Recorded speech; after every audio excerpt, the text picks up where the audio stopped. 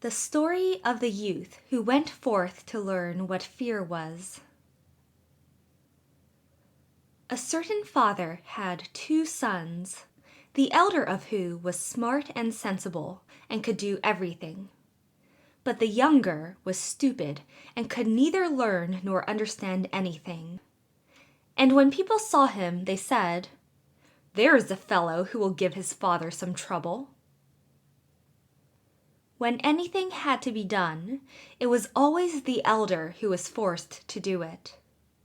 But if his father bade him fetch anything when it was late, or in the night time, and the way led through the churchyard or any other dismal place, he answered, "Oh no, father, I'll not go there, it makes me shudder," for he was afraid. Or when stories were told by the fire at night, which made the flesh creep, the listeners sometimes said, "Oh, it makes us shudder." The younger sat in a corner and listened with the rest of them, and could not imagine what they could mean. "They are always saying, 'It makes me shudder, it makes me shudder.' It does not make me shudder," thought he. "That too must be an art of which I understand nothing." Now it came to pass that his father said to him one day, "Hearken to me, you fellow in the corner there. You are growing tall and strong, and you too must learn something by which you can earn your bread. Look how your brother works, but you do not even earn your salt." "Well, father," he replied, "I am quite willing to learn something. Indeed, if it could but be managed, I should like to learn how to shudder. I don't understand that at all yet." The elder brother smiled when he heard that, and thought to himself, "Goodness, what a blockhead that brother of mine is! He will never be good for anything as long as he lives. He who wants to be a sickle must bend himself betimes." The father sighed and answered him, "You shall soon learn what it is to shudder, but you will not earn your bread by that." Soon after this, the sexton came to the house on a visit, and the father bewailed his trouble, and told him how his younger son was so backward in every respect that he knew nothing and learned nothing. "Just think," said he, "when I asked him how he was going to earn his bread, he actually wanted to learn to shudder." "If that be all," replied the sexton, "he can learn that with me. Send him to me, and I will soon polish him." The father was glad to do it, for he thought, "It will train the boy a little." The sexton, therefore, took him into his house, and he had to ring the church bell. After a day or two, the sexton awoke him at midnight, and bade him arise and go up into the church tower and ring the bell. "You shall soon learn what shuddering is," thought he, and secretly went there before him. And when the boy was at the top of the tower and turned round, and was just going to take hold of the bell rope, he saw a white figure standing on the stairs opposite the sounding hole. "Who is there?" cried he. But the figure made no reply, and did not move or stir. "Give an answer," cried the boy, "or take yourself off. You have no business here at night." The sexton, however, remained standing motionless, that the boy might think he was a ghost. The boy cried a second time, "What do you want here? Speak if you are an honest fellow, or I will throw you down the steps." The sexton thought, "He can't mean to be as bad as his words," uttered no sound, and stood as if he were made of stone. Then the boy called to him for the 3rd time, and as that was also to no purpose, he ran against him and pushed the ghost down the stairs, so that it fell down the 10 steps and remained lying there in a corner. Thereupon he rang the bell, went home, and without saying a word went to bed and fell asleep. The sexton's wife waited a long time for her husband, but he did not come back. At length she became uneasy, and wakened the boy and asked, "Do you know where my husband is? He climbed up the tower before you did." "No, I do not know," replied the boy, "but someone was standing by the sounding hole on the other side of the steps, and as he would neither give an answer nor go away, I took him for a scoundrel and threw him downstairs. Just go there and you will see if it was he. I should be sorry if it were." The woman ran away and found her husband, who was lying moaning in the corner and had broken his leg. She carried him down, and then with loud screams she hastened to the boy's father. "Your boy," cried she, "has been the cause of a great misfortune. He has thrown my husband down the steps so that he broke his leg. Take the good-for-nothing fellow out of our house." The father was terrified and ran thither and scolded the boy. "What wicked tricks are these?" said he. "The devil must have put them into your head." "Father," he replied, "do listen to me. I am quite innocent. He was standing there by night like one intent on doing evil. I did not know who it was, and I entreated him 3 times either to speak or to go away." "Ah," said the father, "I have nothing but unhappiness with you. Go out of my sight. I will see you no more." "Yes, father, right willingly. Wait only until it is day. Then I will go forth and learn how to shudder, and then I shall, at any rate, understand one art which will support me." "Learn what you will," spoke the father. "It is all the same to me. Here are $50 for you. Take these and go into the wide world, and tell no one from whence you come, and who is your father, for I have reason to be ashamed of you." "Yes, father, it shall be as you will. If you desire nothing more than that, I can easily keep it in mind." When the day dawned, therefore, the boy put his $50 into his pocket and went forth on the great highway, and continually said to himself, "If I could but shudder, if I could but shudder."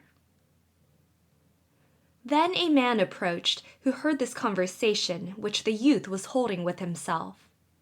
And when they had walked a little farther to where they could see the gallows, the man said to him, "Look, there is the tree where 7 men have married the rope-maker's daughter, and are now learning how to fly.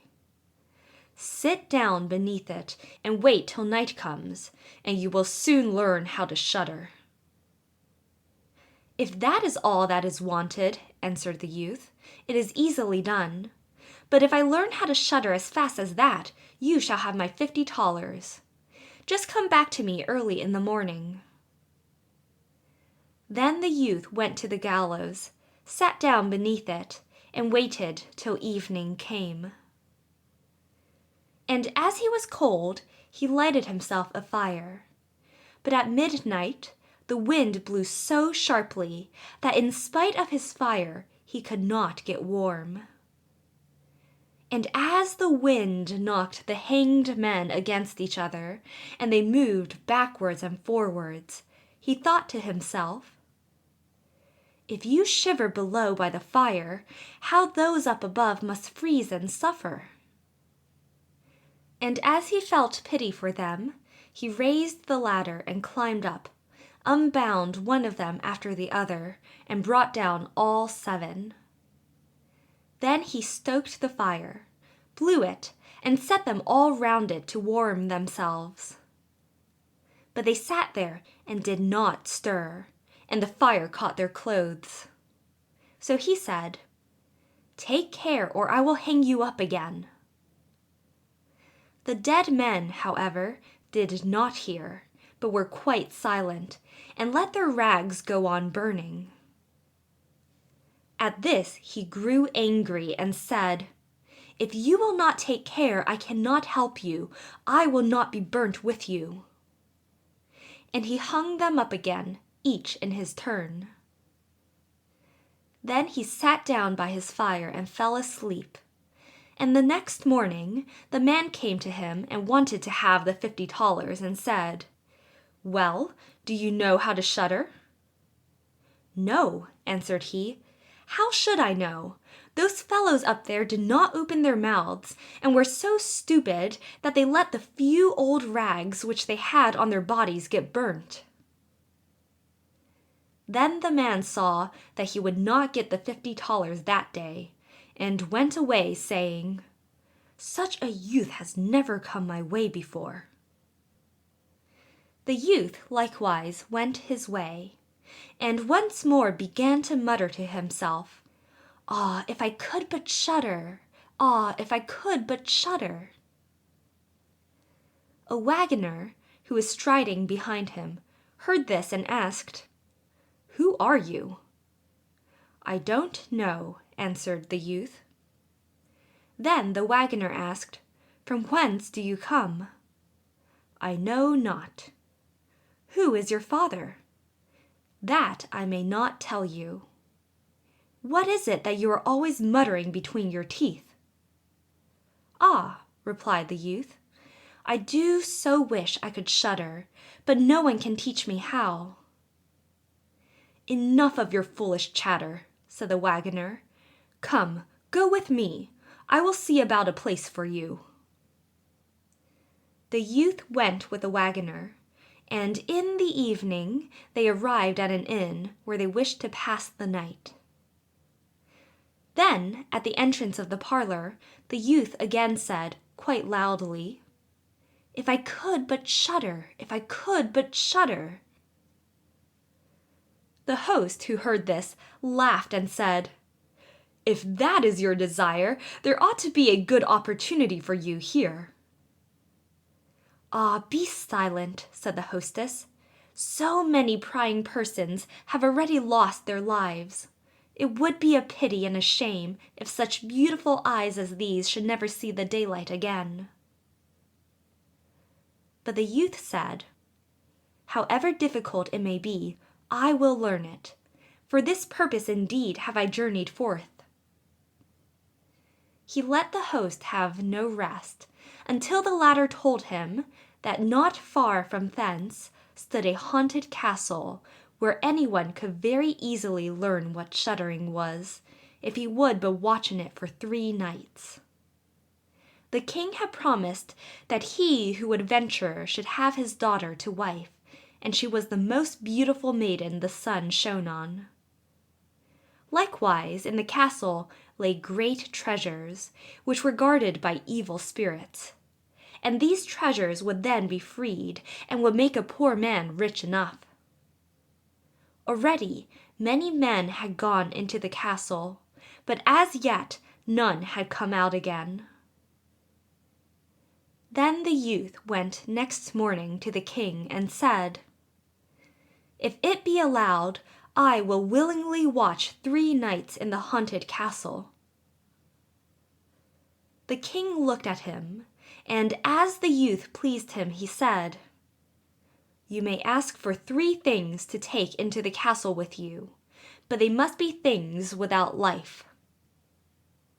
Then he answered, "Then I ask for a fire, a turning lathe, and a cutting board with a knife." The king had these things carried into the castle for him during the day. When night was drawing near, the youth went up and made himself a bright fire in one of the rooms, placed the cutting board and knife beside it, and seated himself by the turning lathe. "Ah, if I could but shudder!" said he. "But I shall not learn it here either."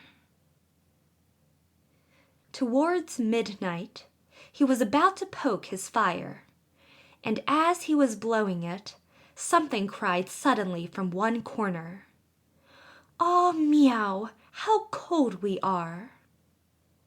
"You fools!" cried he. "What are you crying about? If you are cold, come and take a seat by the fire and warm yourselves."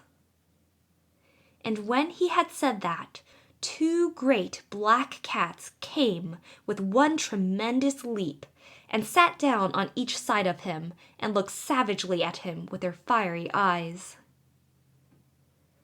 After a short time, when they had warmed themselves, they said, "Comrade, shall we have a game of cards?" "Why not?" he replied, "but just show me your paws." Then they stretched out their claws. "Oh," said he, "what long nails you have! Wait, I must first cut them for you." Thereupon he seized them by the throats, put them on the cutting board, and screwed their feet fast. "I have looked at your fingers," said he, "and my fancy for card playing has gone." And he struck them dead and threw them out into the water. But when he had made away with these 2, and was about to sit down again by his fire, out from every hole and corner came black cats and black dogs with red-hot chains, and more of them came until he could no longer move, and they yelled horribly and got on his fire, pulled it to pieces, and tried to put it out. He watched them for a while quietly, but at last, when they were going too far, he seized his cutting knife and cried, "Away with you, vermin!" and began to cut them down. Some of them ran away, the others he killed and threw out into the fish pond. When he came back, he fanned the embers of his fire again and warmed himself. And as he thus sat, his eyes would keep open no longer, and he felt a desire to sleep. Then he looked round and saw a great bed in the corner. "That is the very thing for me," said he, and got into it. When he was just going to shut his eyes, however, the bed began to move of its own accord, and went over the whole of the castle. "That's right," said he, "but go faster." Then the bed rolled on as if 6 horses were harnessed to it, up and down over thresholds and stairs, but suddenly, hop, hop, it turned over upside down and lay on him like a mountain. But he threw quilts and pillows up in the air, got out and said, "Now anyone who likes may drive," and lay down by his fire and slept till it was day.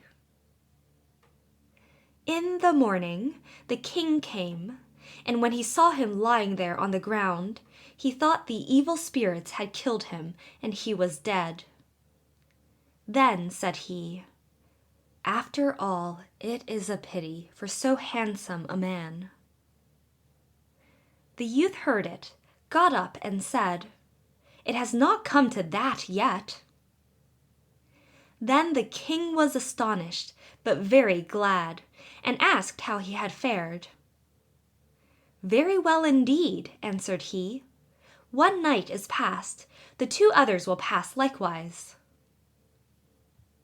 Then he went to the innkeeper, who opened his eyes very wide and said, "I never expected to see you alive again. Have you learned how to shudder yet?" "No," said he, "it is all in vain. If someone would but tell me." The second night he again went up into the old castle, sat down by the fire, and once more began his old song, "If I could but shudder." When midnight came, an uproar and noise of tumbling about was heard. At first it was low, but it grew louder and louder.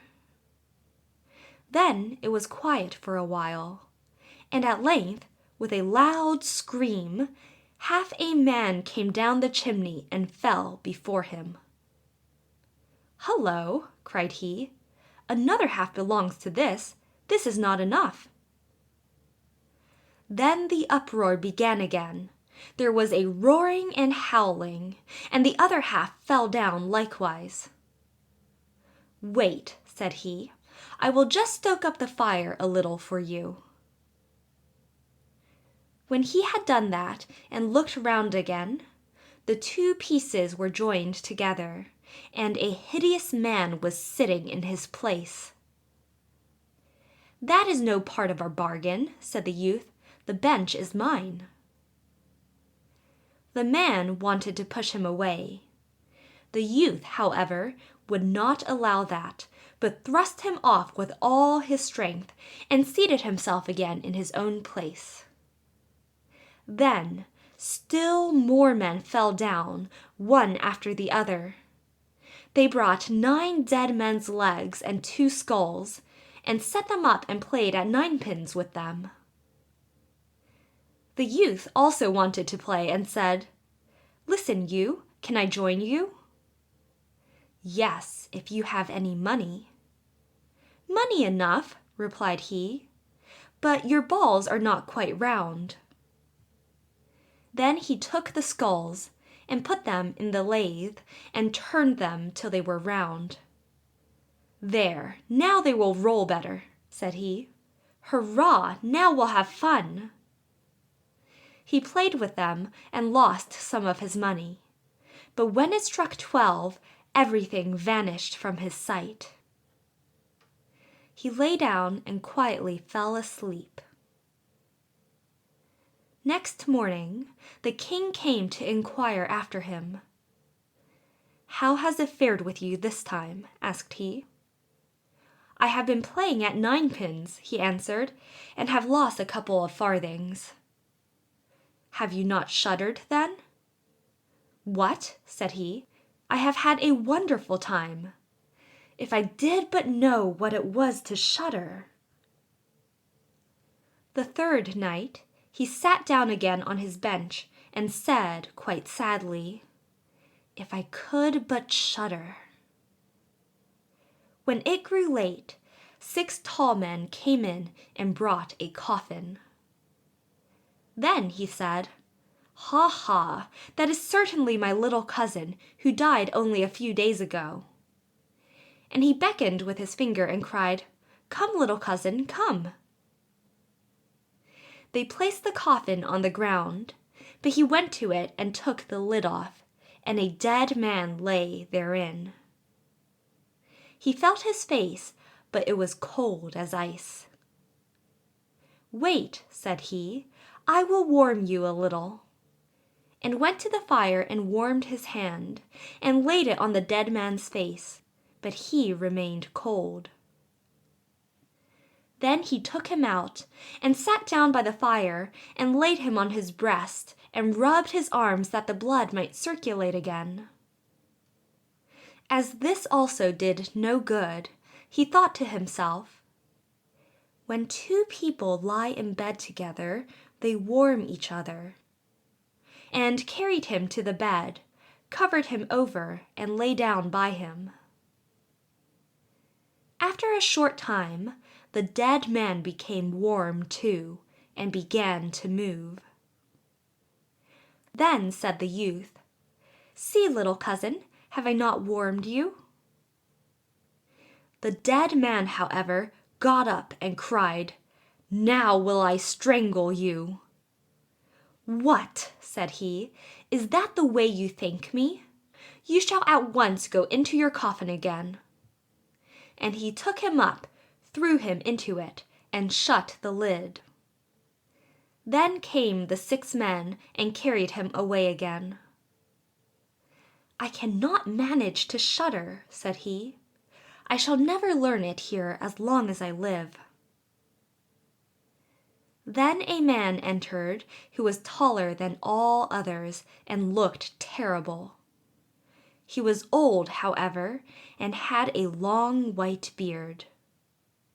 "You wretch," cried he, "you shall soon learn what it is to shudder, for you shall die."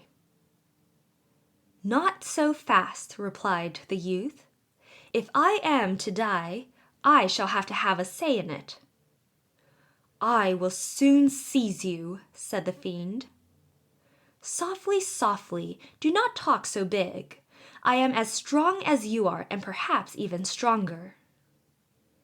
"We shall see," said the old man. "If you are stronger, I will let you go. Come, we will try." Then he led him by dark passages to a smith's forge, took an axe, and with one blow struck an anvil to the ground. "I can do better than that," said the youth, and went to the other anvil. The old man placed himself near and wanted to look on, and his white beard hung down. Then the youth seized the axe, split the anvil with one blow, and in it caught the old man's beard. "Now I have you," said the youth. "Now it is your turn to die." Then he seized an iron bar and beat the old man till he moaned and entreated him to stop, when he would give him great riches. The youth drew out the axe and let him go. The old man led him back into the castle, and in a cellar showed him 3 chests full of gold. "Of these," said he, "one part is for the poor, the other for the king, the third yours." In the meantime, it struck 12, and the spirit disappeared, so that the youth stood in darkness. "I shall still be able to find my way out," said he, and felt about, found the way into the room, and slept there by his fire. Next morning the king came and said, "Now you must have learnt what shuddering is." "No," he answered. "What can it be? My dead cousin was here, and a bearded man came and showed me a great deal of money down below, but no one told me what it was to shudder." "Then," said the king, "you have saved the castle and shall marry my daughter." "That is all very well," said he, "but still I do not know what it is to shudder." Then the gold was brought up and the wedding celebrated. But howsoever much the young king loved his wife, and however happy he was, he still said always, "If I could but shudder, if I could but shudder." And this at last angered her. Her waiting maid said, "I will find a cure for him. He shall soon learn what it is to shudder." She went out to the stream which flowed through the garden, and had a whole bucketful of gudgeons brought to her. At night, when the young king was sleeping, his wife was to draw the clothes off him, and empty the bucket full of cold water with the gudgeons in it over him, so that the little fishes would sprawl about him. Then he woke up and cried, "Oh, what makes me shudder so? What makes me shudder so, dear wife? Ah, now I know what it is to shudder." End of The Story of the Youth Who Went Forth to Learn What Fear Was.